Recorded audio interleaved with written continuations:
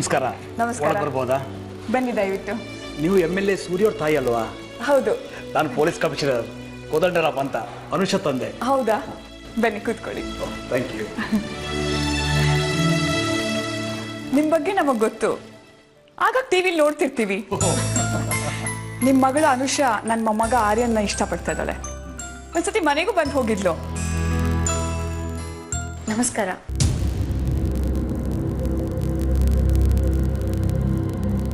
ಕುಡಿಯಕ್ಕೆ ಏನು ತಗೊಳ್ತೀರಾ? Coffee. Arpita? In fact ನಾನು ಕಾಫಿ ಟೀ ಏನು ಕುಡಿಯಲ್ಲ. ಕೆಲವು ವಿಷಯನ ಅವ್ರ ಮುಂದೆ ಮಾತಾಡೋದು ಬೇಡ ಅಂತ ಕಾಫಿ ತರ ಕೇಳಿದೆ. ಅವಳ ಸ್ವಭಾವ ನಿಮಗೂ ಗೊತ್ತಾ? ಸ್ವಲ್ಪ ಗೊತ್ತು. ಮನೆ ಕೆಲ್ಸಕ್ಕಂತ ಬಂದು ನಿಮ್ಮ ಸೊಸೆನ ಆಚೆ ಕಳಿಸಿದ್ರು ಅಂತ ಕೇಳಿದ್ದೀನಿ. ಏನು ಮಾಡೋದು, ಅವಳ ವಿಚಾರದಲ್ಲಿ ಸ್ವಲ್ಪ ಸಲಿಗೆ ಜಾಸ್ತಿನೇ ಕೊಟ್ಟು ತಪ್ಪು ಮಾಡಿಬಿಟ್ವಿ. ನಾನಿವತ್ತು ನನ್ನ ಮಗಳ ವಿಷಯವಾಗಿ ಇಲ್ಲಿಗೆ ಬಂದೆ. ಅವಳು ಇಲ್ಲಿಗೆ ಬಂದು ಸ್ವಲ್ಪ ಜಾಸ್ತಿನೇ ಮಾತಾಡ್ಬಿಟ್ಲು. ಅದಕ್ಕೆ ಅವಳ ಪರವಾಗಿ ನಾನು ಕ್ಷಮೆ ಕೇಳ್ತಾ ಇದ್ದೀನಿ. ತಾಯಿ ಇಲ್ಲದ ಮಗು ಅಂತ ಸ್ವಲ್ಪ ಜಾಸ್ತಿನೇ ಸಲಿಗೆ ಕೊಟ್ಟು ಬೆಳೆಸಿದೆ. ಅದಕ್ಕೆ ಪರವಾಗಿಲ್ಲ. ನನ್ನ ಸೊಸೆ ಆರ್ತಿ ಮತ್ತೆ ಈ ಮನೆಗೆ ವಾಪಸ್ ಬಂದರೆ ಅನುಷಾ ಆರ್ಯನ ಮದುವೆ ಆಗ್ತೀನಿ ಅಂತ ಹೇಳಿದ್ಲು. ಇದರಲ್ಲಿ ತಪ್ಪೇನಿಲ್ಲ. ನನ್ನ ಮನಸ್ಸಲ್ಲಿ ನನ್ನ ಮಗನ ಮನಸ್ಸಲ್ಲಿ ಇದ್ದಿದ್ದು ಅದೇ. ಅದನ್ನೇ ಅನುಷಾ ಹೇಳಿದ್ಲು.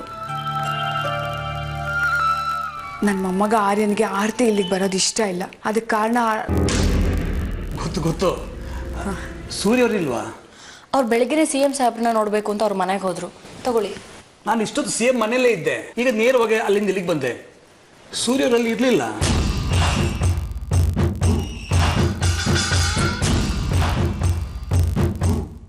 ಚೀಫ್ ಮಿನಿಸ್ಟರ್ ಒಂದು ಪ್ರೋಗ್ರಾಮ್ ಮುಗಿಸ್ಕೊಂಡು ಸೀದಾ ಬಳ್ಳಾರಿ ಹುಟ್ಬಿಟ್ರು.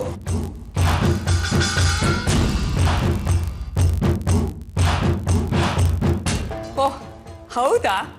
ಸೂರ್ಯ ಮೊದಲು ದೇವಸ್ಥಾನಕ್ಕೆ ಹೋಗಿ ಆಮೇಲೆ CM ನೋಡಕ್ ಹೋಗ್ತೀನಿ ಅಂತ ಹೇಳಿದ್ದ. ದೇವಸ್ಥಾನದಲ್ಲೆಲ್ಲೋ ರೇಟ್ ಆಗಿರಬೇಕು.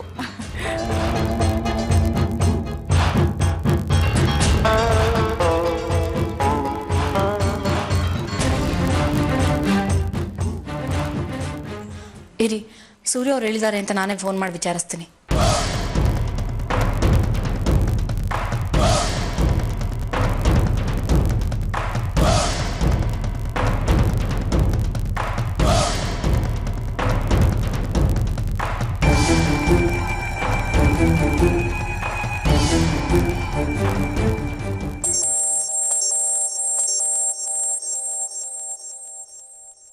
ನೀವೆಲ್ಲಿ ಹೋದ್ರಿ ಇವಳು ಬಿಡೋದೇ ಇಲ್ವಲ್ಲ? ಮಾತಾಡಿ. ನೀವು ಮಾತಾಡಿ. ನಾನಾ? ಇವತ್ತಿಂದನೇ ನೀವು ನಮ್ಮನೆ ಯಜಮಾನಿ ಅಂತ ಇವಳಿಗೆ ಅರ್ಥ ಆಯ್ತು. ಮಾತಾಡಿ, ತಗೊಳ್ಳಿ.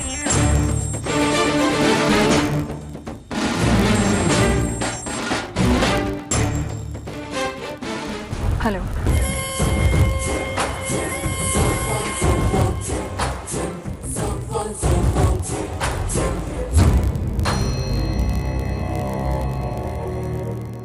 ಹಲೋ, ಇದು ಸೂರ್ಯ ಅವ್ರ ಫೋನು. ನೀವ್ಯಾರು ಮಾತಾಡ್ತಿರೋದು? ಇದು ಸೂರ್ಯ ಅವ್ರ ಫೋನು ಅಂತ ನನಗೂ ಚೆನ್ನಾಗಿ ಗೊತ್ತು. ನಾನು ಅವ್ರ ಪರ್ಮಿಷನಿಂದಾನೆ ಕಾಲ್ ರಿಸೀವ್ ಮಾಡಿ ಮಾತಾಡ್ತಾ ಇದ್ದೀನಿ. ನೀವ್ಯಾರು? ನಾನು MLA ಸೂರ್ಯ ರಾಜಶೇಖರ್ ಅವ್ರ ಹೆಂಡತಿ ಆರ್ತಿ ಮಾತಾಡ್ತಾ ಇರೋದು.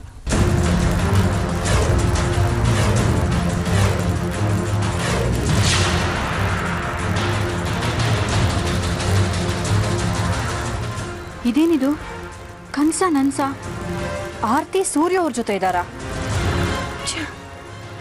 ಯಾವ್ದಾಗ್ಬಾರ್ದು ಅಂತ ಇಷ್ಟು ದಿನ ಅನ್ಕೊಂಡಿದ್ನೋ ಅದು ಆಗೋಯ್ತಾ? ಏನಂದು ಅರ್ಪಿತಾ? ನನ್ನ ವಾಯ್ಸ್ ಕೇಳ್ತಿದ್ದ ಹಾಗೆ ಕಾಲ್ನ ಡಿಸ್ಕನೆಕ್ಟ್ ಮಾಡಿದೆ. ನಿಮ್ಮ ವಾಯ್ಸ್ ಕೇಳಿ ಅವಳಿಗೆ ಶಾಕ್ ಆಗಿರುತ್ತೆ. ಏನೋ ಇಷ್ಟು ವರ್ಷ ನಮ್ಮ ಜೊತೆಗೆ ಇದ್ಲಲ್ಲ ಅಂತ ನನ್ನ ಸೆಕ್ರೆಟರಿ ಕೆಲಸ ಕೊಟ್ಟೆ. ಇನ್ಮೇಲೆ ಬೇಡ ಅಂತ ಹೇಳ್ತೀನಿ.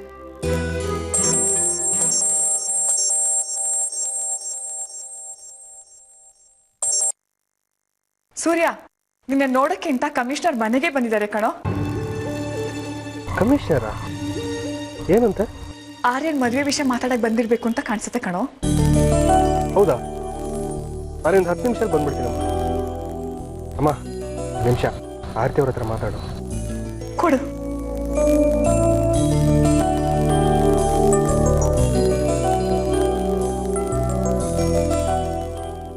ಹಲೋ ಅಮ್ಮ.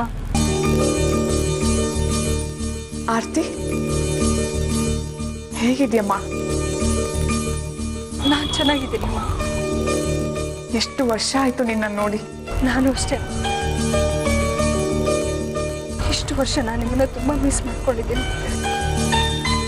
ನೀನು ಒಳ್ಳೆ ಸಮಯಕ್ಕೆ ಸೂರ್ಯನಿಗೆ ಸಿಕ್ಕಿದೀಯಾ. ಕಮಿಷನರ್ ಅವರು ಮನೆಗೆ ಬಂದಿದ್ದಾರೆ. ಆರ್ಯನ್ ಮದುವೆ ವಿಷಯ ಮಾತಾಡಕ್ಕೆ ಅಂತ ಕಾಣಿಸುತ್ತೆ. ನೀನು ಸೂರ್ಯನ ಜೊತೆ ಮನೆಗೆ ಬಂದ್ಬಿಡೆ. ನನಗೆ ಮನೆಗೆ ಬರೋದಕ್ಕೆ ತುಂಬ ಇಷ್ಟ ಇದೆ ಅಮ್ಮ.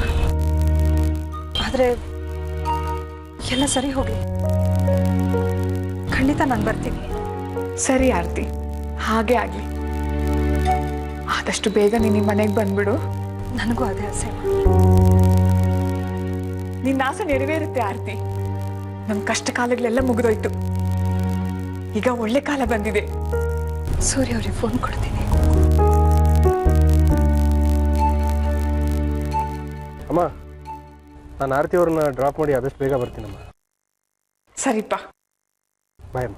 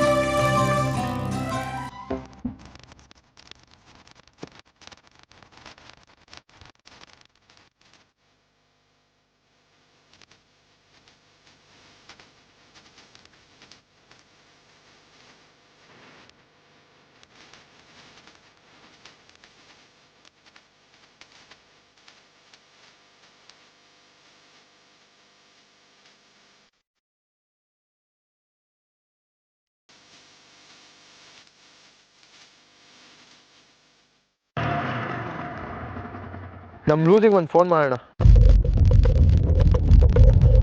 ಅಯ್ಯೋ, ಫೋನ್ನ ಮನೇಲೇ ಬಿಟ್ಬಿಟ್ಟು ಬಂದಿದ್ದೀನಿ.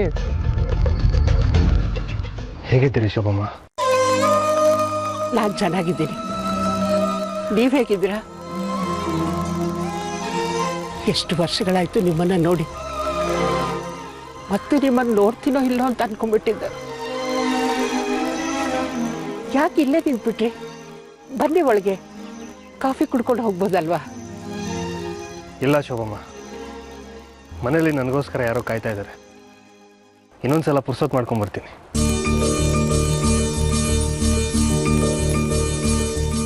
ಬರ್ತೀನಿ ಆರ್ತಿ ಅವ್ರೆ. ನಾನು ಹೇಳಿದ್ದೆಲ್ಲ ನೆನಪಿದೆಯಲ್ವಾ? ನೆನಪಿದೆ. ಬರ್ತೀನಮ್ಮ.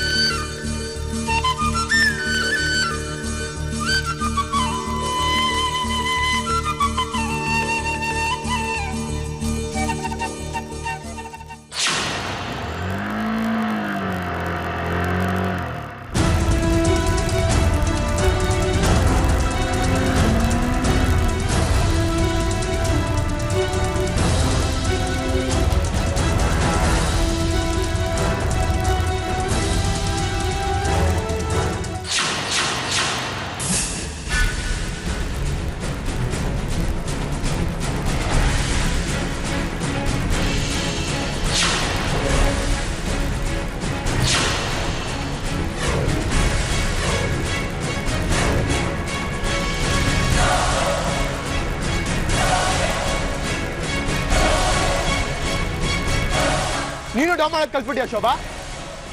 ಆ ಸೂರ್ಯ ಅಮ್ಮನ ಮನೆಗೆ ಡ್ರಾಪ್ ಆಗ್ಬಿಟ್ಟು ಹೋಗ್ತಿದ್ದ.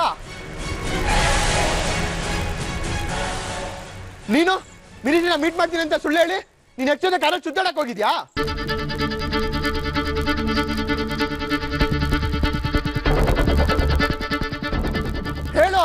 ಯಾಕೆ ಮಾಡ್ದೆ?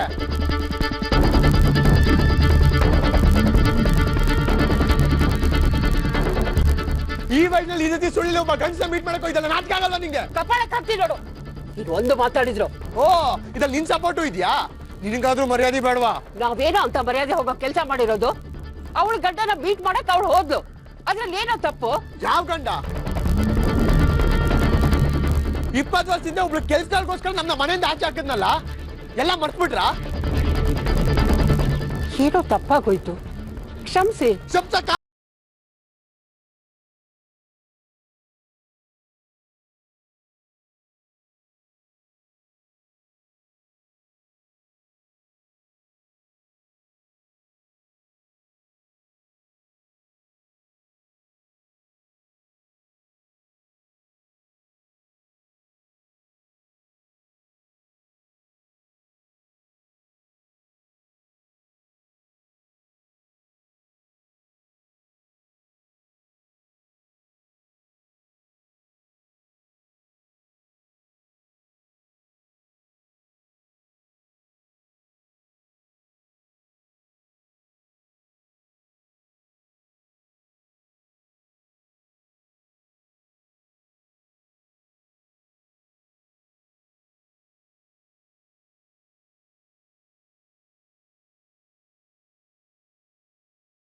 ಅವರಿಬ್ರು ಹಳೆದನ್ನೆಲ್ಲ ಮರ್ತು ಮತ್ತೆ ಒಂದಾಗ್ತೀವಿ ಅಂದ್ರೆ ಅದನ್ನ ತಡೆಯೋ ಹಕ್ಕು ನನಗೂ ಇಲ್ಲ, ಮಗನಾಗ್ ನಿನಗೂ ಇಲ್ಲ. ನೀವಮ್ಮ ಮಗಳು ಏನಾದ್ರೂ ಮಾಡ್ಕೊಳ್ಳಿ, ಇನ್ಮೇಲೆ ನಿನ್ ವಿಷಯ ತಲೆ ಹಾಕಿದ್ರೆ ನಿನ್ ಕಾಲದಿರ ತಗೊಂಡ್ ನೋಡಿ.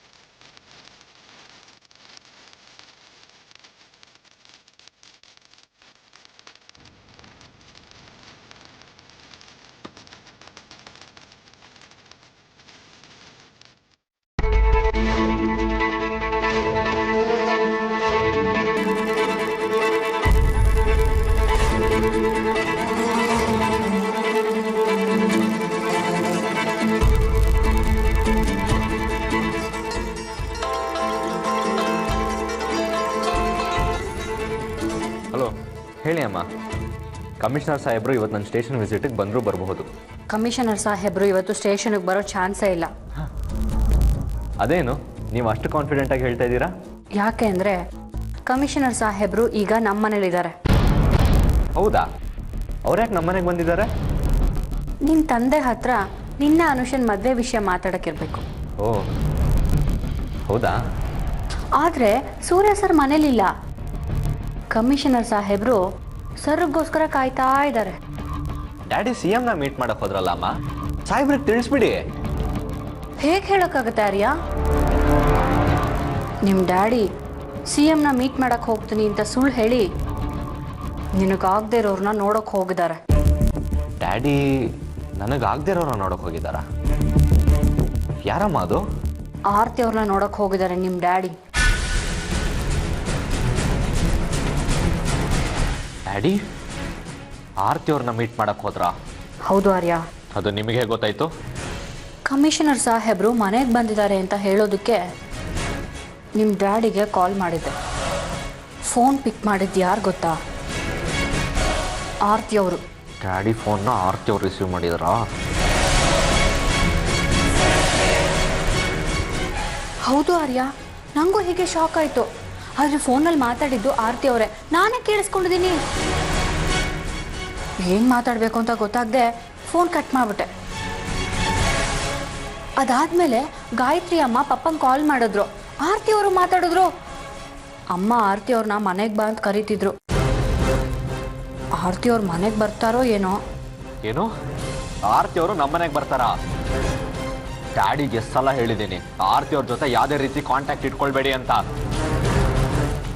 ನನಗೆ ಸುಳ್ಳು ಹೇಳಿ ನನ್ನ ಮಾತು ಕೇಳ್ದೆ ಅವ್ರನ್ನ ಮೀಟ್ ಮಾಡಕ್ ಹೋದ್ರ ಅವರು? ಛೇ, ಅವ್ರನ್ನ ಡ್ಯಾಡಿ ಅಂತ ಹೇಳ್ಕೊಳಕ್ ಅಸಹ್ಯ ಆಗುತ್ತೆ ನನಗೆ. ಮಗನೇ, ಈ ನಿನ್ನ ಕೋಪನೇ ನನ್ನ ಅಸ್ತ್ರ ಕಣೋ. ಆರ್ತಿ ಅವ್ರನ್ನಾದ್ರೂ ಈ ಮನೆಗೆ ಬಂದ್ರೆ ನಾನು ನೀವು ಅಲ್ಲಿ ಖಂಡಿತ ಇರೋದು ಬೇಡ. ಬೇರೆ ಯಾವ್ದಾದ್ರು ಮನೆ ಮಾಡ್ಕೊಂಡು ಹೊರಟೋಗೋಣ. ನಾವು ಬೇರೆ ಮನೆಗೆ ಹೋಗೋದಕ್ಕೆ ಇಷ್ಟೆಲ್ಲ ಸರ್ಕಸ್ ಮಾಡಬೇಕೇನೋ ದಡ್ಡ? ನಾವ್ಯಾಕೋ ಬೇರೆ ಮನೆಗೆ ಹೋಗಬೇಕು? ಆ ಆರ್ತಿನೇ ನಮ್ಮ ಮನೆಗೆ ಬರದೇ ಇದ್ದ ಹಾಗೆ ನೋಡ್ಕೋಬೇಕು. ನೋಡು ಆರ್ಯ, ಈಗಲೇ ಆತರ ಪಟ್ಟು ಯಾವ ನಿರ್ಧಾರನೂ ತಗೊಳ್ಳೋದು ಬೇಡ. ಆಮೇಲೆ ನಿನ್ನ ನಿರ್ಧಾರಕ್ಕೆ ನಾನೇ ಕಾರಣ ಅಂತ ಆಗ್ಬಿಡುತ್ತೆ. ಮತ್ತೆ ಆರ್ತಿ ಅವ್ರ ಮನೆಗೆ ಬಂದ್ರೆ ನಾನು ನೋಡ್ಕೊಂಡು ಸುಮ್ಮನೆ ಇರ್ಬೇಕಾ? ನೀವಾದ್ರೂ ಹೇಗಿರ್ತೀರಮ್ಮ? ನೀ ಮೊದಲು ಮನೆಗೆ ಬಾ, ಆಮೇಲೆ ಇದ್ರ ಬಗ್ಗೆ ಮಾತಾಡೋಣ. ಸರಿ ಅಮ್ಮ. ಆಮೇಲೆ ಇನ್ನೊಂದು ವಿಷಯ ಆರ್ಯ, ನಾನು ನಿಂಗೆ ಫೋನ್ ಮಾಡಿದ್ದೆ, ನಿನ್ನ ಜೊತೆ ಇದೆಲ್ಲ ಮಾತಾಡಿದೆ ಅಂತ ಯಾರಿಗೂ ಹೇಳಬೇಡ. ಎಲ್ಲ ಆಮೇಲೆ ನನ್ನ ಅನುಮಾನ ಪಡ್ತಾರೆ. ನಿಮ್ಮ ಹೆಸರು ಹೇಳಲ್ಲ ಅಮ್ಮ. ಅರೆ ಒಂದು ಮಾತ್ರ ಸತ್ಯ, ನಾನು ನೀವು ಇರೋ ತನಕ ಆರ್ತಿ ಅವರು ಆ ಮನೆ ಬರೋಕ್ಕೆ ನಾನು ಬಿಡಲ್ಲ. ಇದು ನಿಮ್ಮ ಮೇಲೆ ಆಣೆ.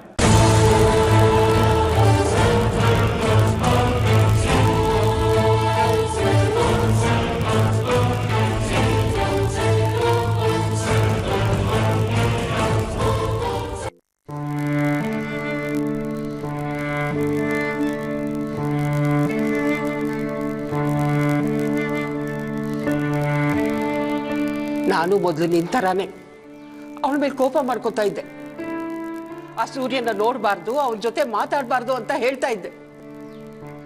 ನಾನು ಆಗ ಹೇಳಿದಾಗ ಅವಳು ಯಾವತ್ತೂ ನನ್ನ ಮಾತನ್ನ ಮೀರಿಲ್ಲ ಕಣೋ. ತನ್ನ ಆಸೆಗಳನ್ನ ಮನಸ್ಸಲ್ಲೇ ಒತ್ತಿ ಇಟ್ಕೊಳ್ತಾ ಇದ್ಲು. ಒಳಗೊಳಗೆ ಕೊರಗ್ತಾ ಇದ್ಲು, ಸಂಕಟ ಪಡ್ತಾ ಇದ್ಲು. ಆಮೇಲೆ ನನಗೆ ಅನ್ಸೋಕ್ ಶುರುವಾಯ್ತು, ನಾನು ಅವಳ ಸಂತೋಷನ ಕಿತ್ಕೋತಾ ಇದ್ದೀನೇನೋ ಅಂತ. ಅವಳು ಬದುಕು ಅವಳದು, ಅದನ್ನ ಕಂಟ್ರೋಲ್ ಮಾಡಕ್ ನಾನು ಯಾರು ಅಂತ ಅನ್ಸೋಕ್ ಶುರುವಾಯ್ತು. ಅದಾದ್ಮೇಲೆ ನಾನು ಯಾವತ್ತೂ ಅವಳನ್ನ ವಿರೋಧಿಸ್ಲಿಲ್ಲ ಕಣೋ. ಮಮ್ಮಿಗೆ ಈ ವಯಸ್ಸಲ್ಲಿ ಇದೆಲ್ಲ ಬೇಕಾ? ಮಗ ಮದುವೆ ವಯಸ್ಸಿಗೆ ಬಂದಿದ್ದಾನೆ, ಅವನ ಬಗ್ಗೆ ಯೋಚನೆ ಮಾಡೋದ್ ಬಿಟ್ಟು ಆ ಸೂರ್ಯನ ಜೊತೆ ಕಾರಲ್ಲಿ ಕದ್ದು ಮುಚ್ಚಿ ಓಡಾಡ್ತಿದ್ದಾರೆ. ಇದು ಅವ್ರಿಗೆ ಗೌರವ ಅನ್ಸುತ್ತಾ? ಅವ್ರ ಆತ್ಮಸಾಕ್ಷಿ ಒಪ್ಪುತ್ತಾ? ಅವ್ರು ಒಂದ್ಸಲ ನನ್ನ ಮುಂದೆ ಬಂದು ಕಣ್ಣಲ್ಲಿ ಕಣ್ಣಿಟ್ಟು ಹೇಳಿ ಅವ್ರು ಮಾಡಿದ್ ಸರಿ ಅಂತ ನಾನು ಮಾತಾಡಕ್ ಹೋಗಲ್ಲ.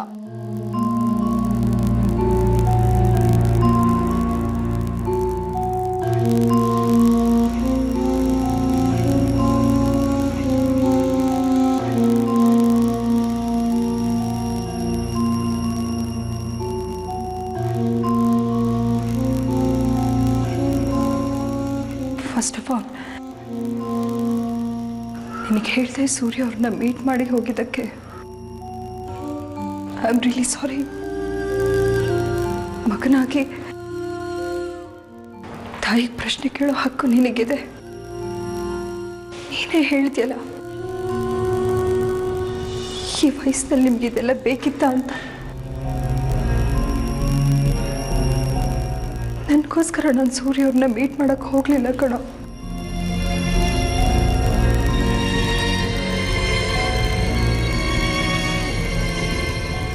ಸೂರ್ಯ ಅವ್ರನ್ನ ಬಿಟ್ಟು ಬಂದಮೇಲೆ ನೀನು ನನ್ನ ಮೇಲೆ ತುಂಬ ಕೋಪ ಮಾಡ್ಕೊಂಡಿದ್ದೆ.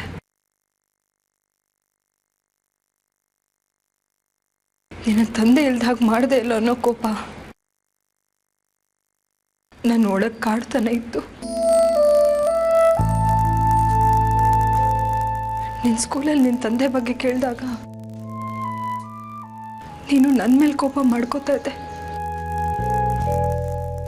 ಮುಖ ಊದಿಸ್ಕೊಂಡು ಮನೆ ತುಂಬ ಓಡಾಡ್ತಾ ಇದ್ದೆ. ನನ್ನ ಹತ್ರ ಒಂದು ಮಾತು ಕೂಡ ಆಡ್ತಾ ಇರಲಿಲ್ಲ.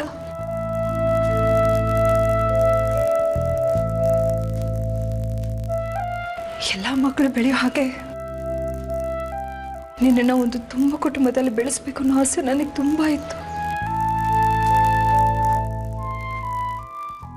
ಅದು ನನ್ನ ಕೈಲಾಗಲಿಲ್ಲ.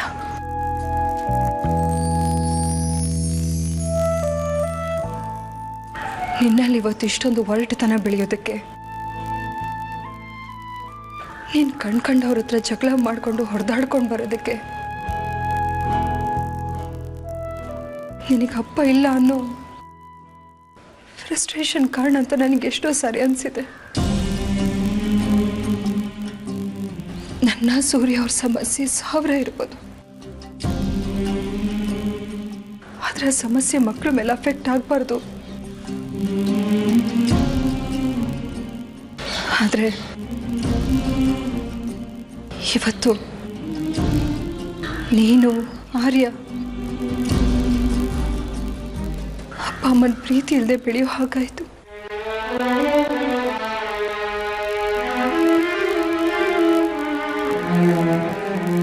ಅದ್ರ ಬಗ್ಗೆ ನನಗೂ ಸೂರ್ಯ ಅವರಿಗೆ ತುಂಬ ಕೊರಗಿದೆ.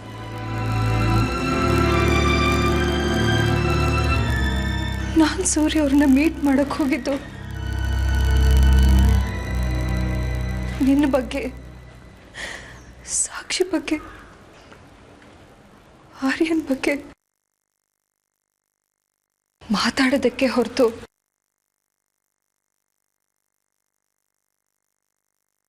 ನಮ್ಮ ಸುಖದ ಬಗ್ಗೆ ಮಾತಾಡೋದಕ್ಕಲ್ಲ ಕಣೋ.